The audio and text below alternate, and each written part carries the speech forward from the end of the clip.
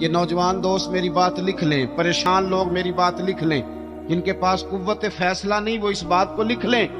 حضرت عبداللہ ابن عباس فرماتے ہیں میرے نبی پاک علیہ السلام نے مجھ سے فرمایا تھا، عبداللہ سن، اگر ساری دنیا مل کے تیرا کوئی نفع کرنا چاہے کر نہیں سکتی جب تک میرے رب کی رضا نہ ہو، اور فرمایا ساری دنیا مل کے تیرا کچھ بگاڑنا چاہے تو عبداللہ بگاڑ نہیں سکتی جب تک رب کریم کی حکمت کا تقاضا نہ ہو۔ لوگوں سے ڈرنا، لوگوں کی طرف دیکھنا، ماحول دیکھ کے اپنے راہ کا تعین کرنا، ہر بندے کے خیالات کے مطابق ڈھلنے کی کوشش کرنا، فلانا نہ ناراض ہو جائے، فلانا نہ ناراض ہو جائے، وہ جس نے ہونا ہو جائے، بس رب رسول ناراض نہ ہو۔ اپنی زندگی میں اپنے مالک کو مولا جان کے، بل اللہ مولاکم، اللہ تمہارا مولا ہے، وَهُوَ خَيْرُ النَّاصِرِينَ، وہ بہترین مددگار ہے۔ توجہ جب بھی کرے رب کی جانب کرے، اپنے دل کا قبلہ درست رکھے، سوچوں کے زاویے سیدھے رکھے۔ حضرت مریم رضی اللہ تعالی عنہا پاک باز تھیں، مسجد میں رہی تھیں، پر مالک کی حکمت کے تقاضے بڑے عجیب ہے نا۔ پھر جناب مریم کو اللہ تعالیٰ نے بغیر شوہر کی اولاد عطا کر دی۔ یہ بات ہی ایسی تھی، وہ کسی نے کہا تھا کہ مخلوق تو فنکار ہے اس درجہ کے پل بھر میں سنگے در کعبہ سے بھی اصنام تراشے، تم کون ہو کیا چیز ہے داغے کبابی، لوگوں نے تو مریم پہ بھی الزام تراشے۔ تو لوگوں نے کہا کدھر سے لے آئی بچہ، تیرا باپ تو ایسا نہیں تھا، کہاں سے لے آئی؟ اللہ کرے میں آپ کو سمجھا سکوں، ذرا اپنے آپ کو وہاں کھڑا کریں کہ ایک پاک باز عورت، پاک باپ کی بیٹی، طیب ماں کی بیٹی، اور اللہ کے گھر میں پرورش پانے والی خاتون، ایک وہ وقت اور ایک یہ وقت کہ اس عورت کو کٹہرے میں کھڑا کر کے پوچھا جا رہا ہے کہ معاذ اللہ تیری گود میں بچہ جائز نہیں ہے، کہاں سے لائی ہے؟ اب خود سے صفائیاں بندہ کتنی کو دے، کتنی کو وضاحتیں کرے۔ اور میں نے تو اپنی زندگی میں دیکھا ہے زیادہ وضاحت دینے والے کو بھی لوگ جھوٹا سمجھنے لگ جاتے ہیں، زیادہ وضاحت دینے پر بھی لوگ کمزوری کا اظہار سمجھتے ہیں کہ کمزور پڑ گیا۔ آپ صلح کی کوشش کرتے ہیں، سامنے والا بزدل سمجھ لیتا ہے، زیادہ وضاحتیں بھی کمزور کر دیتی ہیں۔ اب حضرت مریم کو کٹہرے میں کھڑا کر کے کہا بچہ کس کا ہے، تو پھر خدا بندوبست جب کرے، اللہ جب مددگار ہو، تو پھر حضرت مریم کی گواہی درختوں سے نہیں دلوائی، اس نے پتوں سے نہیں دلوائی، پھر فرشتے نہیں بھیجے۔ حضرت مریم کہنے لگی مجھ سے نہ پوچھو، وہ جو پنگوڑے میں ہے اسی سے پوچھ لو، ان سے پوچھو نا، وہ کون ہے پوچھ لو، ان سے کر لو سوال۔ انہوں نے کہا پنگوڑے میں چند دنوں کا بچہ، یہ جواب دے گا؟ مددگار تھا رب،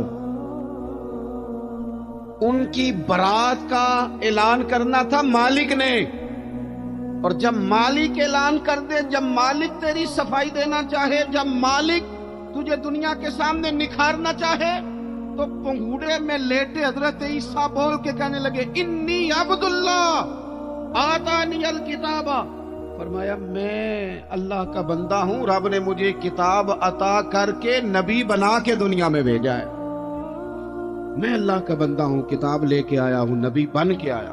پھر پنگوڑے سے اعلان ہو گیا، پھر بچہ بول پڑا۔ اور یہ ایک دفعہ نہیں بات ہوئی، یہ بنی اسرائیل میں ایک جریج نام کے شخص بھی تھے جو نماز پڑھ رہے تھے، بعض نے لکھا ہے نفل نماز تھی، اماں نے پکارا تو آئے نہیں، تو ماں کے منہ سے نکل گیا تو اتنی دیر تک مرے گا نہیں جب تک کسی بے حیا عورت کا منہ نہ دیکھ لے۔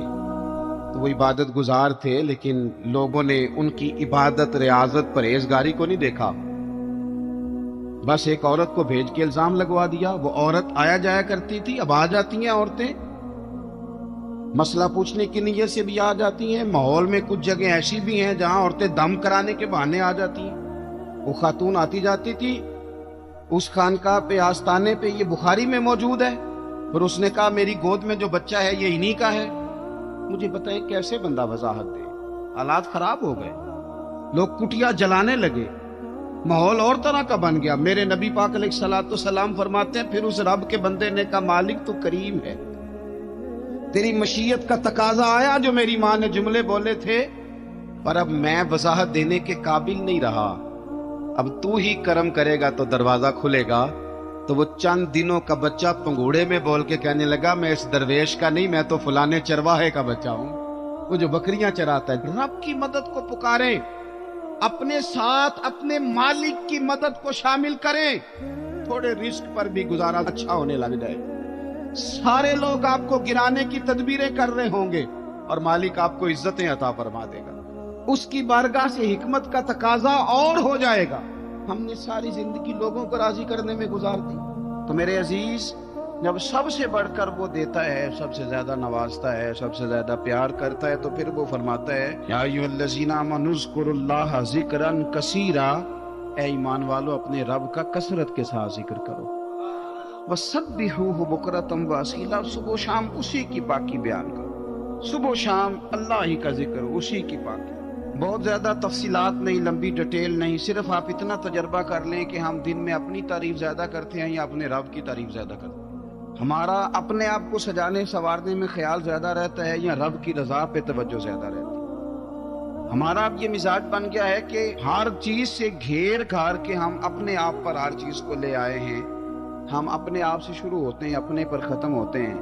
میرے رسول پاک صلی اللہ علیہ وسلم نے فرمایا جو اللہ کا ذکر کرے اور جو اللہ کا ذکر نہ کرے، مثل الحی والمیت، ان کی مثال اس طرح ہے جس طرح زندہ اور مردہ کی ہوتی ہے۔ گویا ذکر کرنے والا زندہ ہے، نہ کرنے والا مردہ ہے۔ کہ جس نے سارا دن رب کو یاد ہی نہیں کیا، اس کو سارا دن خیال ہی نہیں آیا۔ آپ کہیں سفر پہ نکلے ہوں، کہیں آپ دور گئے ہوں نا، تو آپ کو خیال آتا ہے یار صبح کی میں نے گھر ہی بات نہیں کی، صبح سے میں نے آج گھر فون نہیں کیا، کوئی رابطہ نہیں کیا، کوئی معلومات نہیں کی۔ گھر میں سے کوئی سفر پہ ہو، ایک تو یہ کہ آپ گئے ہوں اور ایک یہ کہ کوئی گھر میں سے گیا ہو، تو دن میں اسے فون کر کے پوچھتے ہیں کہاں پہنچے ہو، جس کام گئے تو اس کا کیا بنا، خیال آتا ہے۔ اور اگر آپ نے کسی کو بھیجا ہو اور پیچھے سے فون نہ کریں تو وہ بھی کہہ دیتا ہے یار تو نے سارا دن حال ہی نہیں پوچھا۔ یعنی بندوں کے ساتھ بندوں کا رشتہ ہو تو دن میں یاد نہ کریں تو شکوہ آتا ہے، تو مجھے بتاؤ سارا دن ہی گزر جائے، ایک تسبیح بھی نہ پڑھی جائے، یعنی سارا دن بیت جائے اور انسان ایک تسبیح سبحان اللہ کی نہ پڑھ سکے، باقی اسے ساری کہانیاں آتی ہوں، باقی اسے سارا پتا ہو، لیکن سارا دن بیت گیا، 24 گھنٹے گزر گئے اور اس کو اتنی توفیق نہیں ہوئی کہ 100 دفعہ مدینے والے رسول پہ درود و سلام ہی پڑھ لیتا، سارا دن ہی گزر گیا، اس نے سوچا ہی نہیں۔ تو ہم نے یہ کیا ہے کہ ہمارا جو خاص ذکر کرنے کا مزاج اور ماحول اور شوق ہونا چاہیے تھا، وہ شوق ہمارا برقرار نہیں رہا، وہ ذوق نہیں ہمارا رہا۔ یعنی فارغ بیٹھے لوگ ہیں، بڑی دیر فارغ بیٹھے ہیں، کہتے ہیں جی میں صبح سے فارغ ہوں، بور ہو رہا تھا، کوئی سپارہ پڑھ لینا تھا، کچھ تھوڑا سا نا مہربانی کر لینی تھی، کچھ آپ نے ایک تسبیح استغفار کی پڑھ لینی تھی۔ کس طرح آپ بور ہو گئے؟ آپ نے سارا دن اللہ کو یاد ہی نہیں کیا، توجہ ہی نہیں فرمائی۔ اور پھر اگر آپ اللہ کا ذکر کریں اور جس صفاتی نام کے ساتھ آپ اپنے رب کو یاد کر رہے ہیں اس کا معنی سمجھ کے کریں، یا رحمان یا اللہ، یا رحمان یا رحمان یا رحمان، جب آپ کہیں گے تو پھر عرش کا مالک بڑی رحمت نازل فرمائے گا۔ جب آپ کہیں گے یا کریم یا کریم یا کریم، تو پھر وہ کرم کے دروازے کھول دیتا ہے۔ آپ کا ایک خاص رنگ ہو۔ میرے نبی پاک صلی اللہ تعالی علیہ وسلم نے ارشاد فرمایا کہ تم نہ دنیا میں رہ کے مجھ پہ درود و سلام پڑھو، فرمایا قیامت میں جب تمہارا دشوار گزار گھاٹیوں سے گزر ہوگا نا، یہاں تم بیٹھو گے سوکھ کے ساتھ درود پڑھو گے، لیکن فرمایا قیامت والے دن جب تمہیں دشوار گزار اور سخت راستوں سے گزرنا پڑے گا نا، تو دنیا میں سکھ کے ساتھ پڑا ہوا درود و سلام وہاں تمہارے لیے نور بن جائے گا اور تمہیں رستہ دکھائے گا، تمہارا درود و سلام تمہیں ذوق دلائے گا۔ اور میں نے ایسے لوگ بھی دیکھے دین کے لیے وقت گزارا، لیکن جب بڑھاپے میں دانت کام نہ کرتے تھے تو وقت کے مفتیوں کو بھی مسجدوں کی کمیٹیوں نے کہہ دیا اب آپ کی سمجھ نہیں آتی، ہم نے خطیب کو یور رکھنا ہے، نہ دیکھو دنیا کی طرف، دنیا رلا دیتی ہے، نہ راضی کرو بندوں کو، بندے تھکا دیتے، نہ پیچھے بھاگو ہر وقت دنیا داروں کے، یہ انسان کو کمزور کر دیتے ہیں، وہ تو کریم ہی بڑا ہے، 2 آنسو زمین پر بعد میں گرتے ہیں، بندے کے گناہ سارے پہلے معاف فرما دیتا ہے۔ اللہ کی مدد کا حصول اپنے مالک کی مدد کی طرف بڑھنا. آپ کو بدر کی جنگ بھی یہی درس دے گی، آپ کو احد کا میدان بھی یہی سبق دے گا، فتح مکہ بھی یہی سبق دے گا. میرے دوستو، جب رب مدد فرمائے، جب اللہ مددگار بنے. دوستوں سے ایک بات اکثر کرتا ہوں، میں کہتا ہوں کہ جتنے درد سے آپ امیر کو اپنی کہانی سناتے ہیں نا، اور جس طرح آپ کے آنسو بات کرنے سے پہلے گر جاتے ہیں کہ غریب ہیں، بچیاں ہیں، کاروبار نہیں، او میرے سنگیو، اس سے آدھے آنسو اپنے رب کی بارگاہ میں بکھیرو، اس کے حضور عرض گزار ہو جاؤ، اس سے طلب کرو. ایک وقت انسان پر زندگی میں ایسا آتا ہے کہ اسے یوں محسوس ہوتا ہے کہ میرا سایہ بھی ذرا سا پیچھے ہٹ گیا ہے. اسے یوں لگتا ہے کہ میں کسی سہارے پہ ہاتھ ڈالتا ہوں تو وہ بھاگ جاتا ہے مجھ سے. لیکن مالک کی بارگاہ ایسی عظیم بارگاہ ہے، رب رسول کے آستانے اتنے بڑے ہیں کہ آپ جب وہاں کشکول طلب دراز کرتے ہیں تو جھولی پھیلانے میں دیر لگتی ہے، ان کو بھرنے میں تو کوئی دیر نہیں لگتی. ہم نے اپنا سوچ کا قبلہ ہی دنیا کو بنا لیا. یہ جو اللہ والوں کی مدد ہے، یہ تو عین اللہ ہی کی مدد ہے. لیکن یہ جو سیٹھوں کی طرف توجہ کرنا، نوابوں کی طرف توجہ کرنا، دنیا داروں کی طرف توجہ کرنا، اور اپنا مزاج اس طرح کا بنا لینا، یارو گردن کو جھکا دیتا ہے خیرات کا پتھر، جہاں میں مانگنے والوں کے سر کبھی اونچے نہیں ہوتے. اور اقبال کہتے ہیں غیرت ہے بڑی چیز جہانے تگ و دو میں، پہناتی ہے یہ فقر کو تاج سردارا. میں عرض کروں گا کہ اپنی آپ جب توجہ کا قبلہ اللہ رسول کو بنائیں گے تو رب فرماتے ہیں وَيَرْزُقْهُ مِنْ حَيْثُ لَا يَحْتَسِبُ، میں نہ تجھے وہاں سے رزق دوں گا جہاں سے کبھی تیرا گمان بھی نہیں گیا ہوگا کہ یہاں سے بھی مل سکتا ہے، تو نے سوچا بھی نہیں ہوگا. بخاری شریف میں حدیث ہے، حضرت جابر ابن عبداللہ فرماتے ہیں نبی پاک صلی اللہ علیہ وسلم نے 300 لوگوں کا ایک لشکر روانہ کیا کسی مہم کے لیے، کسی جہاد کے لیے. حضرت ابو عبیدہ بن جراح رضی اللہ تعالیٰ عنہ امیر لشکر تھے. فرماتے ہیں غربت اتنی زیادہ تھی، بھوک اتنی زیادہ تھی کہ ایک ایک کھجور دن میں ایک وقت کھانے کو ملتی تھی، اور کچھ دن ایسے آئے کہ اب کھجور بھی نہیں مل رہی. فرماتے ہیں اتنی زیادہ بھوک لگی مجاہدین کو، 300 بندہ پتے کھا کے گزارا ہونے لگے. یہ بخاری میں موجود ہے. آپ فرماتے ہیں کہ دریا کے کنارے ہمارا پڑاؤ تھا، ٹھہراؤ تھا. جب بھوک سے نڈھال ہو گئے نا، وَيَرْزُقْهُ مِنْ حَيْثُ لَا يَحْتَسِبُ، اللہ وہاں سے روزی دیتا ہے، گمان بھی نہیں ہوتا. فرماتے ہیں ایک مچھلی اللہ تعالیٰ نے دریا کے کنارے بھیجی. فرماتے ہیں وہ تھی تو مچھلی پر پہاڑ جتنی تھی. بخاری میں لفظ ہیں، حضرت جابر ابن عبداللہ رضی اللہ تعالیٰ عنہ فرماتے ہیں 300 آدمی 18 دن تک اس مچھلی کو کھاتے رہے، مچھلی ختم ہی نہیں ہوئی. مچھلیاں نہیں، مچھلی. کہتے ہیں 18 دن 300 بندہ کھاتا رہا، مچھلی ختم ہی نہیں ہوئی. اور فرماتے ہیں کہ اس کی ہڈی نکال کے، کانٹا کہیں گے آپ اپنی زبان میں، کہتے ہیں وہ نکال کے نا تو اس کو کھڑا کیا نا جب، تو اونٹ کجاوے سمیت اس کے بیچ سے گزر جاتا تھا، 2 اس کے کانٹے جوڑے. فرماتے ہیں وہ اس کا گوشت ہم کھاتے تھے اور اس کی چربی بطور تیل کے ہم جسموں پہ ملتے تھے، بیماروں کو اس سے سکون آتا تھا، تندرستی، شفا ہوتی. فرماتے ہیں ہم کھایا بھی ہم نے، اور کچھ لے کے ہم مدینے بھی گئے، اور قربان جائیں نبی پاک نے بھی اس میں سے کھایا. ہم نے عرض کی حضور یہ معمہ کیا ہے، یہ ماجرا کیا ہے؟ تو محبوب نے فرمایا تمہارے پاس غذا نہیں تھی، رب نے تمہارے لیے بندوبست کیا ہے، اللہ نے تمہیں دیا ہے. مکان شروع کر لیا ایک صاحب نے، وہ مکان بنانے لگے. آپ وہ حساب لگا رہے ہیں، کہتے ہیں میرے پاس اتنے پیسے ہیں، اتنے میں نے فلانے دوست سے کہنا ہے اس نے دے دینے، اتنے فلانے رشتہ دار سے کہنا ہے اس نے دے دینے، اتنے فلانے سے کہنا ہے اس نے دے دینے. یہ ساری کاپی بنا کے مکان شروع کر لیا. جو روز کہتا تھا نا کوئی حکم ہو جاتے 10، سب سے پہلے اس کو کہا میاں پیسے چاہیے. وہ کہندا ہو کل ہی منڈا ٹوریا، کدے تو پرسوں 10 داتے لب جانے سن. میں آپ کو اپنے تجربے کی بات بتا رہا ہوں. جن لوگوں کا خیال ہوتا ہے نا کہ آپ سٹارٹ کریں فلانا کام، ہم آپ کے ساتھ ہیں، اللہ کا ہی کوئی نظام ہے، وہ بالکل بھی نہیں ساتھ ہوتے. لیکن ایسا نہیں ہے کہ کوئی ساتھ نہیں ہوتا. اللہ تعالیٰ بڑے اسباب پیدا کرتا ہے، وہاں سے دیتا ہے جہاں سے گمان بھی ہمارا یہ ذہن بن جاتا ہے، ہم ساری اپنے حساب سے چلتے، اتنے رشتہ داروں سے، اتنے کون آپ کے ساتھ چلے گا، سوال ہی نہیں پیدا ہوتا۔ یہ سارے کام چھوڑ کے سب سے پہلے 2 رکعتیں پڑھو، اپنے رب کی بارگاہ میں، رسول کائنات کی بارگاہ میں گزارشات اور استغاثے پیش کرو، وہاں سے خیر طلب کرو۔ دنیا دار کیا دیں گے، کیا دے سکتے ہیں، کیا حیثیت ہوتی ہے کسی کی؟ اللہ کہتا ہے وہاں سے دوں گا۔ تو جو اللہ مال دے وہ لینا چاہیے کہ رشتہ داروں کا مال دیکھنا چاہیے؟ جو اللہ دے وہ لینا چاہیے کہ سیٹھوں نوابوں کی جیبیں دیکھنی چاہیے؟ جو اللہ دے وہ قبول کرنا چاہیے یا دیکھنا چاہیے کون سا آدمی کہاں پہنچ گیا؟ چھوڑو، اپنی مٹی پہ چلنے کا سلیقہ سیکھو۔ کسی کے سنگ مرمر پہ چلو گے تو پھسل جاؤ گے، پھسل جا۔ اس پر ایک اور بات عرض کر دوں، صحیح بخاری سے، مسلم سے ایک اور بات، کچھ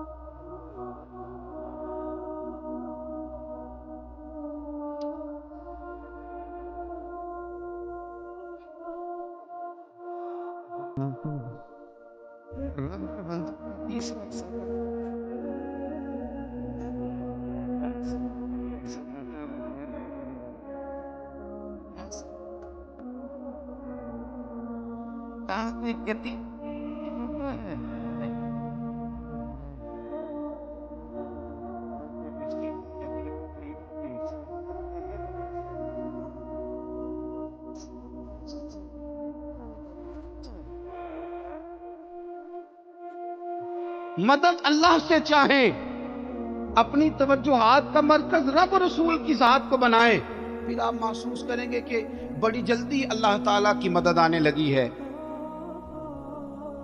کبھی آپ صرف کہہ دیں نا میرا رب میرے ساتھ ہے، اس لفظ میں اتنی طاقت ہے کہ دشمن ویسے زیر ہو جاتا ہے۔ زندگی میں کسی سے بھی لڑائی ہو تو اچھی طرح سوچ لیں کہ اللہ اس طرف ہے یا اس طرف ہے۔ اگر آپ زیادتی پہ ہیں تو پھر رب مظلوم کی جانب ہے۔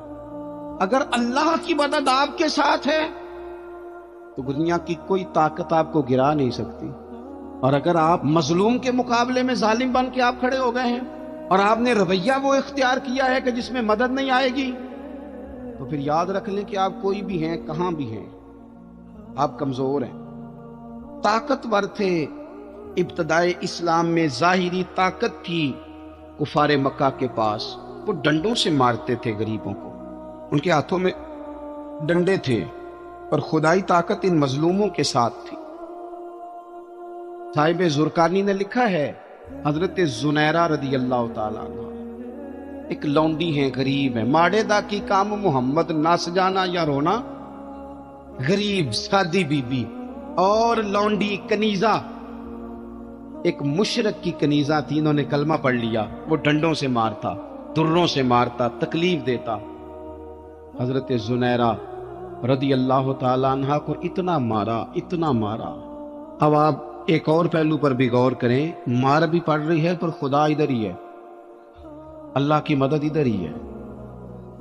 رب کہتا ہے کہ پہلے تو صبر کرنا، ان اللہ مع الصابرین، تو صبر کرے گا تو پھر رب کی معیت ملے گی، ذرا ٹھہرنا، تو تھوڑا ڈٹنا۔ ان الذین قالوا ربنا اللہ ثم استقاموا تتنزل علیہم الملائکہ، تو کہے اللہ میرا رب ہے، پھر تو پہلے ڈٹ، پہلے تو نے ڈٹنا ہے۔ ثم استقاموا، جو ڈٹ گیا، تتنزل علیہم الملائکہ، ڈٹنے والے کے لیے مدد آتی، پہلے تھوڑا ٹھہرنا پڑتا ہے، پہلے تھوڑا صبر کرنا پڑتا ہے، حوصلہ کرنا پڑتا، اس کے بعد مدد آتی۔ مار پڑ رہی ہے، مارا جا رہا ہے حضرت زنیرہ کو، ان کا مالک جو ہے ظاہری آقا وہ مار رہا ہے، یہ کنیزہ ہے، ماں اتنا مارا ان کی بینائی چلی گئی، نظر آنا بند ہو گیا۔ ابو جہل آیا اور کہنے لگا زنیرہ دیکھا نا ہمارے بت تیری آنکھیں لے گئے، معاذ اللہ، لات و منات ہمارے بتوں نے تجھے اندھا کر دیا۔ اب ایسا نہیں ہے کہ بی بی روتی جا رہی ہے، مایوسی معاذ اللہ، پریشانی، غریبی بڑی ہے، پوچھنے والا کوئی نہیں، یہ باتیں نہیں۔ کیا جملے ہیں خاتون کے، کیا لفظ ہیں۔ ابو جہل نے تنزیہ کہا معاذ اللہ، کہنے لگا دیکھا نا ہمارے بتوں نے تجھے اندھا کر دیا۔ تو جناب زنیرہ آنکھوں کی بینائی گئی ہے، رات کو گئی ہے، دکھ ابھی تازہ ہے، لیکن اللہ پہ جو توکل ہے، اپنے مالک سے جو رشتہ ہے وہ اتنا مضبوط ہے، اتنا طاقتور ہے، اس میں اتنی گہرائی ہے کہ حضرت زنیرہ بول کے نا اتنی قوت سے بولی، اتنی طاقت سے بولی کہ پورے کفر پر لرزہ طاری ہو گیا۔ فرمانے لگی تمہارے بتوں کی کیا اوقات ہے کہ وہ میری بینائی لے جائیں، یہ میری رب کی حکمت کا تقاضا ہے۔ جب تک اس نے چاہا زنیرہ دیکھتی رہی، اور جب اس نے چاہا زنیرہ کی آنکھوں کی بینائی چلی گئی، اور اگر وہ چاہے گا نا تو بینائی واپس بھی کر دے گا۔ اگر ہو ذوق یقین پیدا تو کٹ جاتی ہیں زنجیریں، اگر وہ چاہے گا تو بینائی آ بھی جائے گی۔ حضرت زنیرہ نے رات کو یہ لفظ کہے، ابو جہل اور سارے کفار ڈر کے سن کے چلے گئے، آپ اطمینان سے آ کے بستر پہ سوئی۔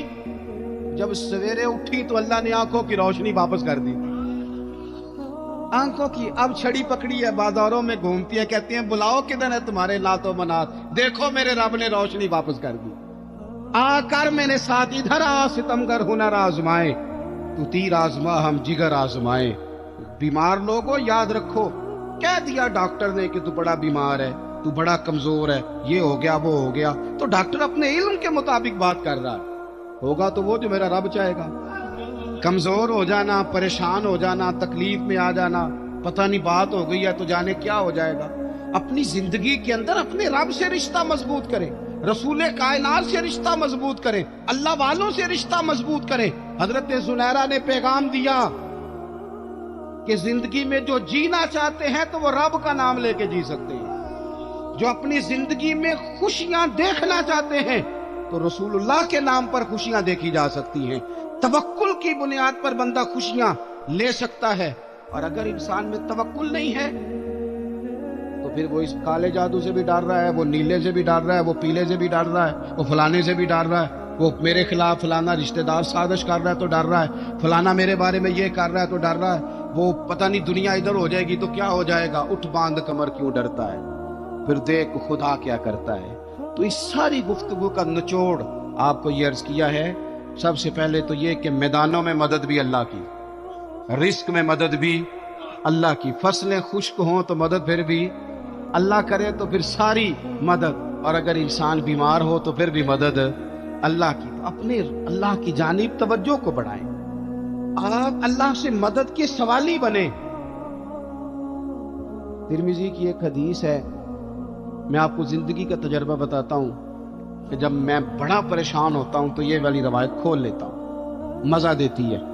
میرے نبی پاک علیہ السلام نے فرمایا اپنے دکھ سیٹھوں نوابوں کو نہ کہنا، مالداروں کا نہ کہنا، ورنہ اللہ تمہیں کبھی غنی نہیں کرے گا۔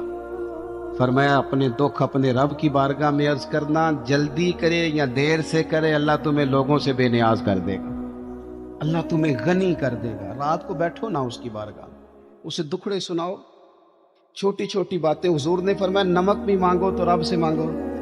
چھوٹی چھوٹی بات سے شروع کرو نا. جب بندہ شروع کرتا ہے نا چھوٹی چھوٹی چیزیں تو بڑی ساری چیزیں یہ اس طرح ہوتا ہے جیسے بندہ رب سے گفتگو کر رہا ہے. مالک مجھے یہ چاہیے, مالک میں یہاں کمزور ہوں, اللہ میں یہاں پریشان ہوں. آپ یہ کر کے تو دیکھیں, لمبی لمبی دعائیں مانگ کے تو دیکھیں, اس کے حضور جوڑ کے تو دیکھیں. آپ دیکھیں. ویڈیو دیکھنے کا شکریہ. اگر آپ چینل پر نئے ہیں تو سبسکرائب کر لیں اور ساتھ ہی ساتھ بیل آئیکن پر بھی کلک کر دیں تاکہ یوٹیوب ہماری ہر ویڈیو کا نوٹیفیکیشن سب سے پہلے آپ کو بھیج دے. جزاک اللہ.